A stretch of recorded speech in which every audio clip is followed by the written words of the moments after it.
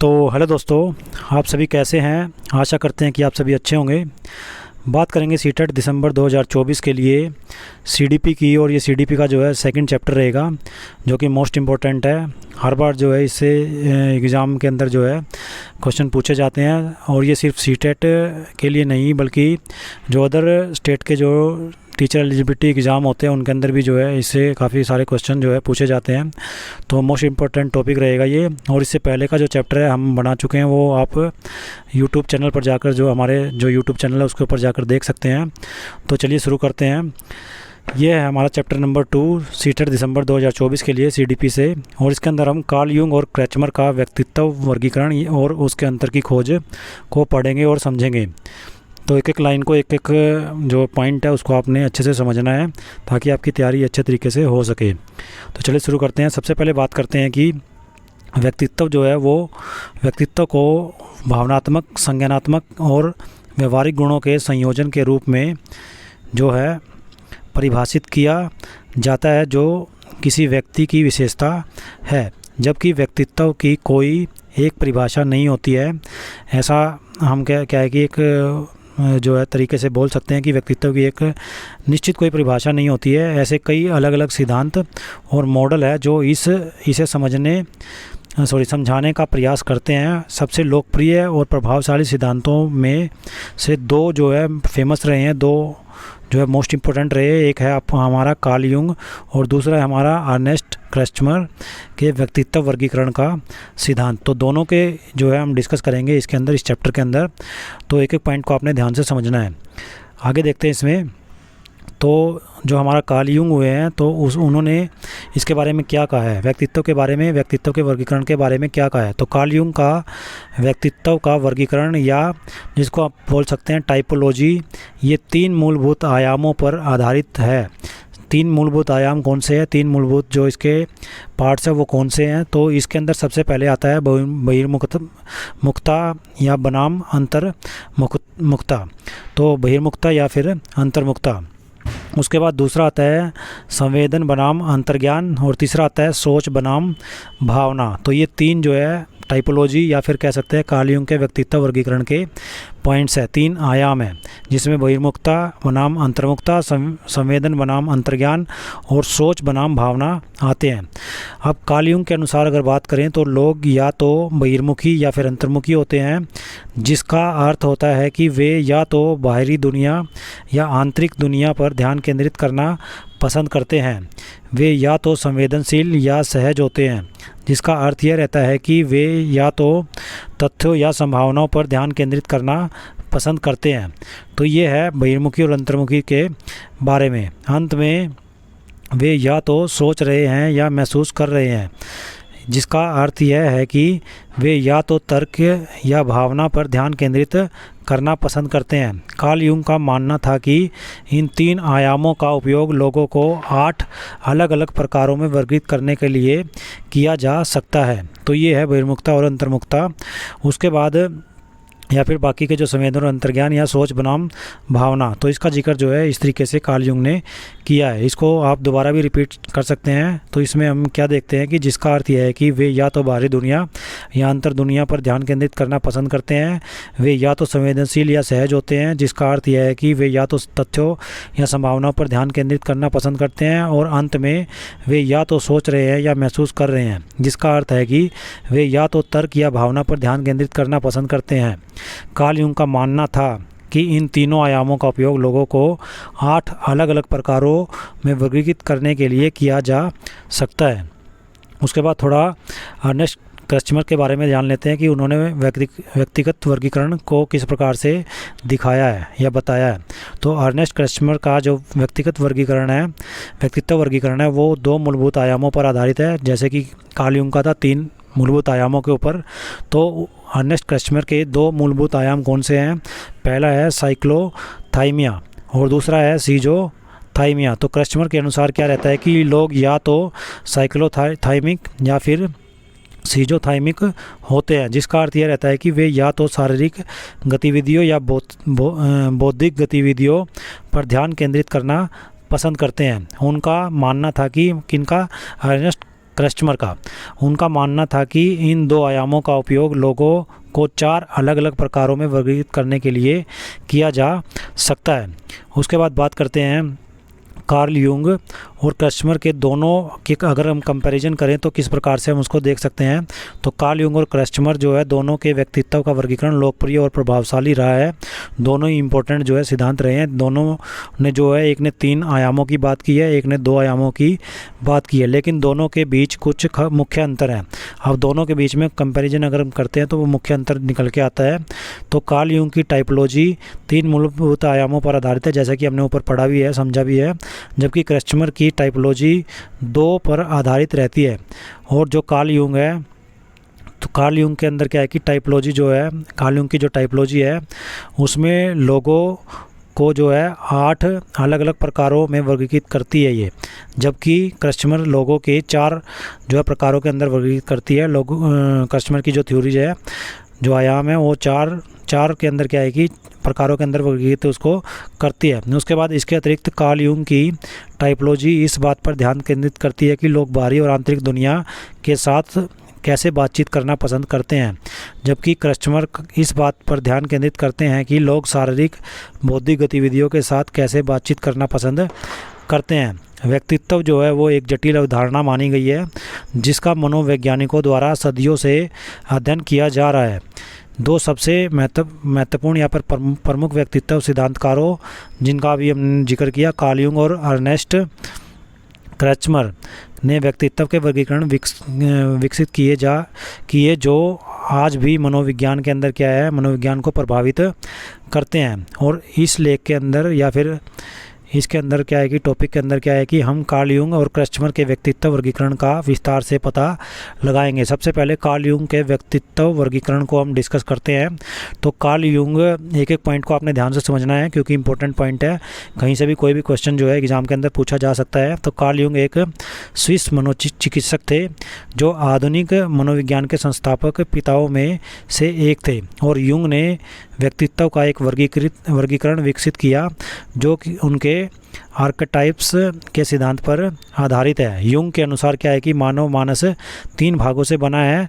3 भाग कौन से हैं? चेतन मन, व्यक्तिगत अचेतन और सामूहिक अचेतन। तो 3 उन्होंने अपने पॉइंट्स दिए। 3 भागों से जो है मानव मानस जो है मिलकर बना है, चेतन मन, व्यक्तिगत अचेतन और सामूहिक अचेतन। उसके बाद इसके अंदर आगे डिस्कस करते हैं कि यूंग जो व्यक्तित्व वर्गीकरण है उसके बारे में क्या कहते हैं। उनके व्यक्तित्व मनोवैज्ञानिक प्रकारों के सिद्धांत पर आधारित हैं, और कार्ल यूंग का मानना था कि लोगों में 2 बुनियादी दृष्टिकोण होते हैं, एक बहिर्मुखता और दूसरा अंतर्मुखता। बहिर्मुखी वे लोग होते हैं जो बाहरी दुनिया की ओर उन्मुख होते हैं और मिलनसार जो है रहते हैं, सबके साथ मिलकर चलते हैं। दूसरी ओर अंतर्मुखी जो है वे लोग होते हैं जो आंतरिक दुनिया की ओर उन्मुख रहते हैं और चिंतनशील और आत्मनिरीक्षण करने वाले होते हैं। तो दोनों ही अलग अलग टाइप के व्यक्ति होते हैं, एक बहिर्मुखी और एक अंतर्मुखी। तो इंट्रोवर्ट और एक्सट्रोवर्ट आप इनको बोल सकते हैं। तो 2 टाइप्स जो है वो कार्ल यूंग के द्वारा बताई गई है व्यक्तित्व वर्गीकरण की। जो हमारे इंट्रोवर्ट होते हैं या फिर एक्सट्रोवर्ट जो होते हैं वो क्या है कि बाहरी दुनिया के साथ मेल मिलाप अच्छे तरीके से करते हैं, मिलनसार होते हैं, सभी के साथ घुल मिल के अच्छे तरीके से रहते हैं।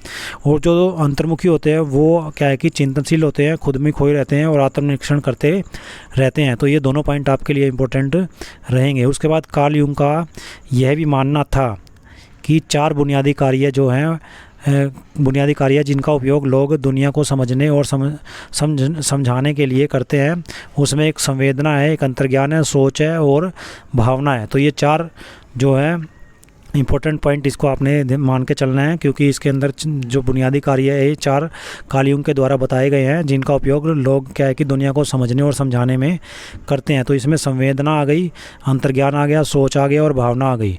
संवेदना संवेदी जानकारी को समझने का कार्य है और अंतर्ज्ञान अमूर्त अवधारणाओं और भावनाओं का समझने का कार्य दिखाती है। उसके बाद सोच वस्तुनिष्ठ विश्लेषण के आधार पर तार्किक निर्णय लेने का कार्य है और भावना व्यक्तिगत मूल्यों और भावनाओं के आधार पर निर्णय लेने का कार्य रहता है।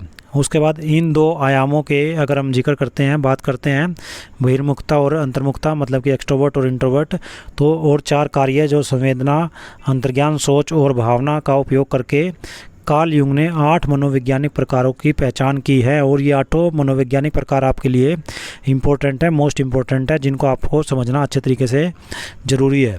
तो इसमें सबसे पहला जो आता है वो आपका है बहिर्मुखी संवेदना प्रकार, उसके बाद अंतर्मुखी संवेदना प्रकार, उसके बाद बहिर्मुखी अंतर्ज्ञान प्रकार, चौथा आता है अंतर्मुखी अंतर्ज्ञान प्रकार, पांचवा आता है बहिर्मुखी सोच प्रकार, छठा आता है अंतर्मुखी सोच प्रकार, सातवां आता है बहिर्मुखी भावना प्रकार और आठवां आता है अंतर्मुखी भावना प्रकार। तो ये 8 को आपको समझना ज़रूरी है। उसके बाद इनकी भी जो है हम डिटेल से आगे व्याख्या करेंगे अगले चैप्टर्स के अंदर। तो इस जो है आप इसको अच्छे तरीके से समझें कि कौन कौन से प्रकार जो है कार्ल युंग ने इसके अंदर बताए हैं, 8 प्रकारों से जो क्या है कि इसकी व्याख्या की गई है। अब इसमें आगे हम जिक्र करते हैं कि अर्नेस्ट क्रेस्टमर का जो व्यक्तिगत वर्गीकरण है वो किस प्रकार से कार्य करता है या किस प्रकार से उन्होंने उसके बारे में बताया है। तो अर्नेस्ट क्रेस्टमर एक जर्मन मनोचिकित्सक रहे हैं और इन्होंने व्यक्तित्व का एक वर्गीकरण विकसित किया है जो शारीरिक विशेषताओं पर आधारित रहता है। क्रेस्टमर का मानना था कि शारीरिक बनावट और व्यक्तित्व के बीच एक संबंध है। उन्होंने 3 शारीरिक प्रकारों की पहचान की है। सबसे पहले है एस्थेनिक, जिसको दुर्बलता बोलते हैं, तो दुबला पतला, नाजुक शरीर और अंतर्मुखी व्यक्तित्व। उसके बाद एथलेटिक का मतलब क्या है कि जो खेलेगा कूदेगा, तो उसका क्या है कि मांसल सुगठित शरीर रहेगा और बहिर्मुखी व्यक्तित्व वो होगा। तो 2 तरीके के जो है इसमें प्रकार बताए हैं। और तीसरा और एक और है, तो तीसरे के अंदर क्या है कि पिकनिक इन्होंने नाम दिया है। तो इसमें गोल भारी शरीर और भावनात्मक रूप से अस्थिर व्यक्तित्व। तो ये तीनों प्रकार जो है क्रेस्टमर के द्वारा बताए गए हैं। इसमें अर्नेस्ट क्रेस्टमर का जो है मानना क्या रहता है कि जो आपके एस्थेनिक जो व्यक्ति होते हैं, एस्थेनिक व्यक्तियों में जो है सिजोफ्रेनिया विकसित होने की संभावना अधिक होती है, जबकि पिकनिक व्यक्तियों में मैनिक डिप्रेसिव विकार विकसित होने की संभावना अधिक होती है। दूसरी ओर जो एथलेटिक व्यक्तियों की बात की जाए तो इसके अंदर स्वस्थ और अच्छी तरह से समायोजित इनको माना जाता है। मतलब कि जो पहली और तीसरे प्रकार है उसके अंदर क्या है कि पहले प्रकार जो है एस्थेनिक व्यक्ति, तो उनके अंदर सिजोफ्रेनिया विकसित होने की जो है संभावना बहुत अधिक रहती है।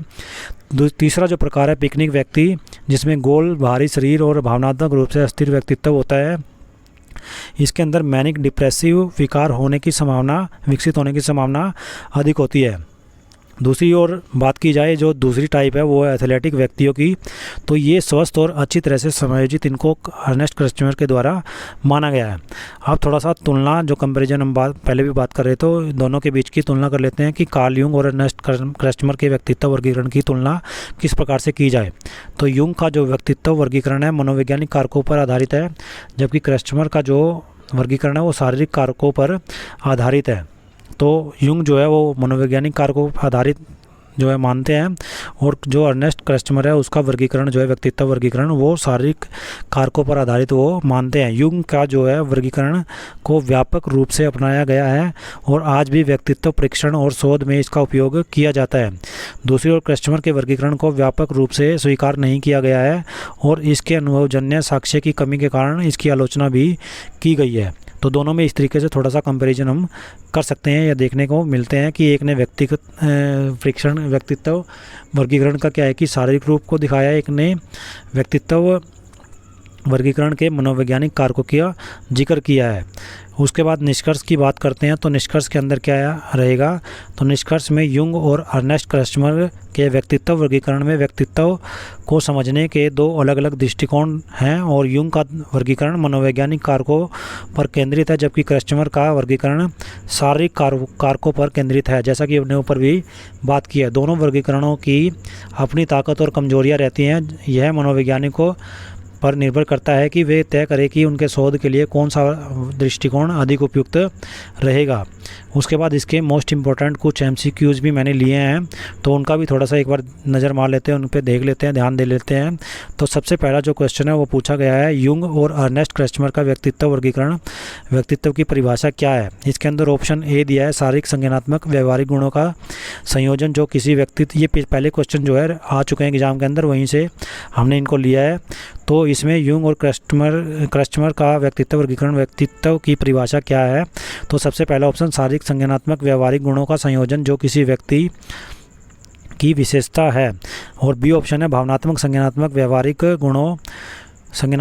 गुणों का संयोजन जो किसी व्यक्ति की विशेषता है। और तीसरा ऑप्शन है मानसिक, संज्ञानात्मक, व्यवहारिक गुणों का संयोजन जो किसी व्यक्ति की विशेषता है। और चौथा है शारीरिक, भावनात्मक, व्यवहारिक गुणों का संयोजन जो किसी व्यक्ति की विशेषता है। तो इसका राइट आंसर रहेगा बी। और बी के अंदर क्या है कि भावनात्मक, संज्ञानात्मक, व्यवहारिक गुणों का संयोजन क्या है कि जो किसी व्यक्ति की विशेषता है, ये इसका आंसर आएगा। दोनों को मिला के अगर बात की जाए तो दूसरा क्वेश्चन की जिक्र कर लेते हैं, दूसरे क्वेश्चन डिस्कस कर लेते हैं।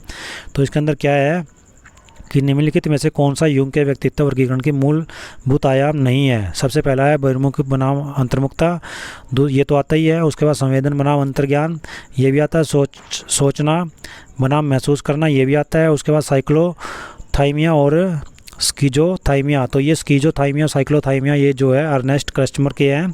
उसके बाद जो बहिर्मुखता, अंतर्मुखता, संवेदन, अंतर्ज्ञान, सोचना बनाम महसूस करना, ये तीनों ही जो है कार्ल यूंग के व्यक्तित्व वर्गीकरण के आयाम हैं। और जो चौथे वाला है, तो चौथे वाला जो है वो नहीं है, वो अर्नेस्ट क्रस्टमर का है। तो इसका राइट आंसर डी रहेगा। उसके बाद नेक्स्ट बात करते हैं थर्ड क्वेश्चन की।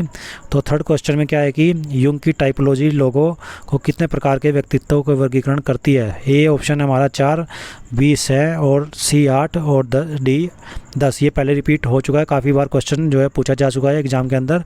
तो इसका राइट आंसर हमने ऊपर पढ़ भी लिया, समझ भी लिया कि जो यूंग है, कार्ल यूंग है, वो टाइपोलॉजी को 8 भागों में बांट के चलते हैं। और 8 का हमने ऊपर जिक्र भी किया है, उनके नाम हमने याद किए हैं, ध्यान किया है, समझे हैं।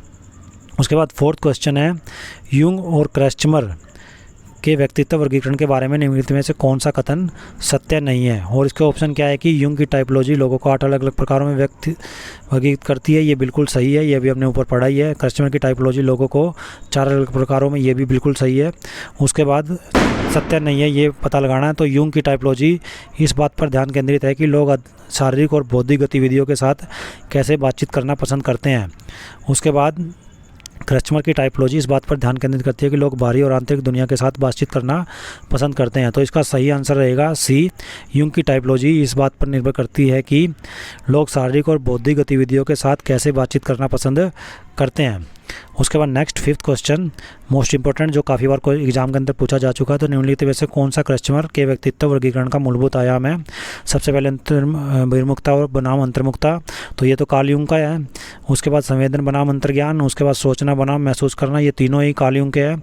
और डी ऑप्शन हमारा साइक्लोथाइमिया और स्कीजोथाइमिया। तो इसका राइट आंसर हमने पहले ऊपर भी डिस्कस कर लिया, ये ऐसा ही रिपीट क्वेश्चन हुआ है, तो ऐसा ही क्वेश्चन ऊपर भी हमने पढ़ा था। तो इसका राइट आंसर आपका डी रहेगा, साइक्लोथाइमिया और बनाम स्कीजोथाइमिया। उसके बाद सिक्स्थ क्वेश्चन इसका देख लेते हैं।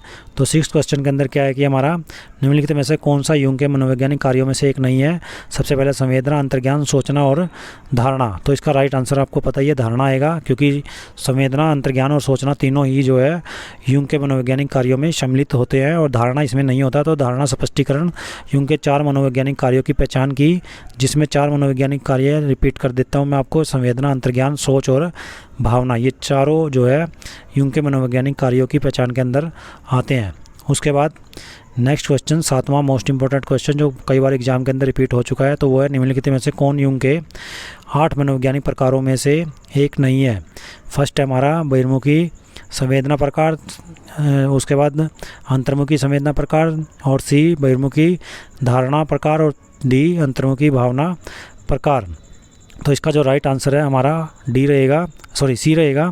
सी हमारा बहिर्मुखी धारणा प्रकार।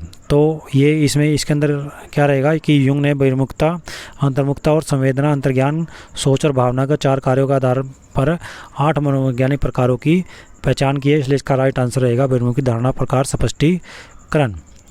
उसके बाद 8वां क्वेश्चन, क्रस्टमर के वर्गीकरण के अनुसार किस प्रकार का शरीर स्वस्थ और सुव्यवस्थित माना जाता है?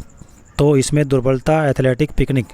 तो सबसे दुर्बल जो है स्वस्थ और सुव्यवस्थित माना जाता है। तो इसमें आपको पता ही, हमने ऊपर पढ़ भी लिया, डिस्कस भी कर लिया। इसका राइट आंसर आपका क्या रहेगा? इसका राइट आंसर रहेगा आपका एथलेटिक। तो इसका राइट आंसर एथलेटिक रहेगा। और इसका एक्सप्लेनेशन करें तो क्रेस्टमर का मानना था कि एथलेटिक व्यक्ति स्वस्थ और अच्छी तरह से समायोजित होते हैं, और अस्थैनिक व्यक्ति सिजोफ्रेनिया विकसित के लिए क्या है कि प्रवण होते हैं, और पिकनिक वाले जो व्यक्ति होते हैं वो मैनिक डिप्रेसिव विकार से विकसित होने के क्या है कि उनके चांसेज बने रहते हैं। उसके बाद नेक्स्ट क्वेश्चन, 9th क्वेश्चन, वो है युंग के अनुसार निम्नलिखित में से कौन सा मानव मानस के 3 भागों में से एक नहीं है? फर्स्ट है हमारा चेतन मन, दूसरा है व्यक्तिगत अचेतन, और तीसरा है सामूहिक अचेतन, और चौथा है अवचेतन। तो इसका राइट आंसर रहेगा अवचेतन, क्योंकि तीनों तो हमने ऊपर डिस्कस कर ही लिया कि तीनों उसके पार्ट रहेंगे। अवचेतन नहीं रहेगा। तो युंग के अनुसार क्या है कि मानस चेतन मन व्यक्तिगत अचेतन और सामूहिक अचेतन से बना होता है, ये युंग का मानना था। उसके बाद लास्ट क्वेश्चन, निम्नलिखित में से किस वर्गीकरण की आलोचना अनुभवजन्य साक्ष्य की कमी के लिए की गई है? सबसे पहला ऑप्शन जो है इसके अंदर दिया गया है वो है हमारा युंग का व्यक्तित्व वर्गीकरण, दूसरा है क्रेस्टमर का व्यक्तित्व वर्गीकरण, सी है मास्लो का आवश्यकताओं का पदानुक्रम, और डी है उपरोक्त सभी। तो इसका राइट आंसर रहेगा हमारा बी, क्रेस्टमर का व्यक्तित्व वर्गीकरण। इसके अंदर क्या है कि हमारा क्रेस्टमर का वर्गीकरण व्यापक रूप से स्वीकार नहीं किया गया है, क्योंकि इसके अंदर क्या है कि अनुभवजन्य साक्ष्य की कमी के कारण इसकी आलोचना की गई है। इसमें शारीरिक रूप से जो है बात की गई है। तो जबकि युंग का जो वर्गीकरण है उसको व्यापक रूप से स्वीकार किया गया और अपनाया गया, और आज भी उसका यूज किया जाता है। आज भी व्यक्तिगत परीक्षण और अनुसंधान में इसका उपयोग किया जाता है। तो इस चैप्टर के अंदर जो है हमने डिस्कस किया कार्ल युंग और अर्नेस्ट का व्यक्तित्व वर्गीकरण का जो है वर्गीकरण किस प्रकार से एक्सप्लेनेशन के साथ, कंपैरिजन के साथ हमने डिस्कस किया, और कौन कौन से पार्ट्स जो है वो रहते हैं। कार्ल युंग ने जो है 3 आयामों के बारे में बताया, और क्रेस्टमर ने 2 आयामों के बारे में बताया। उसके बाद कार्ल युंग ने 8 प्रकारों के अंदर इसको बांटा, व्यक्तित्व वर्गीकरण को किस प्रकार से बांट सकते हैं। तो सारा ही डिस्कशन इस चैप्टर के अंदर हमने किया, और ये जो है हमारा सीटेट जो है दिसंबर 2024 एग्ज़ाम के लिए 2nd चैप्टर था। मोस्ट इंपॉर्टेंट टॉपिक है, क्योंकि इसके अंदर से काफ़ी ज़्यादा क्वेश्चन जो है पहले भी आ चुके हैं और आगे भी पूछे जा सकते हैं। कार्ल युंग और क्रेस्टमर का व्यक्तित्व वर्गीकरण और अंतर की खोज। तो वीडियो को ज़्यादा से ज़्यादा लाइक कीजिए एंड शेयर कीजिए। साथ में जो अदर टीचिंग एग्ज़ाम्स की तैयारी और सीटेट के एग्ज़ाम की तैयारी के लिए चैनल को सब्सक्राइब कीजिए। धन्यवाद।